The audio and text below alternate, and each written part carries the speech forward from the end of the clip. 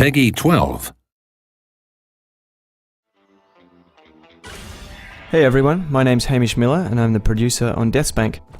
Right now we're going to take a look at co-op mode. This is DeathSpank and his sidekick Sparkles. A second player can join in at any time to help out DeathSpank in the action. Sparkles primarily is using a ranged attack in this section.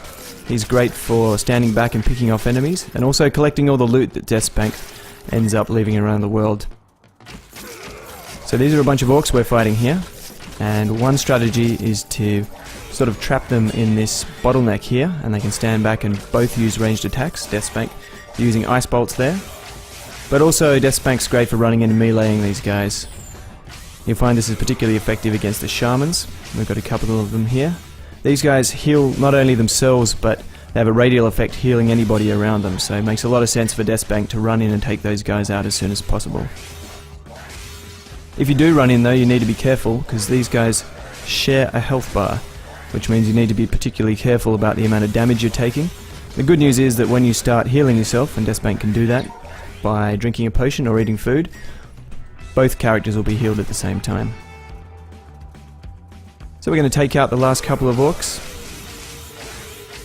and then we'll take a look at the Pip village.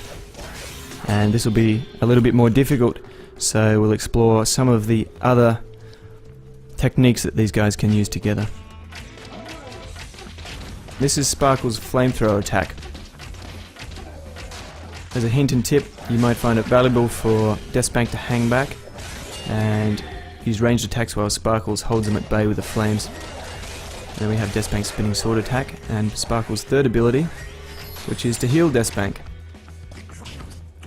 Very valuable when you're surrounded by many enemies. DeathSpank can throw up his shield and run through a whole bunch of enemies to try and escape damage, and Sparkles will just have to be careful because he doesn't have a shield of his own, and there's some pretty effective flamethrowing. I think that's a verb.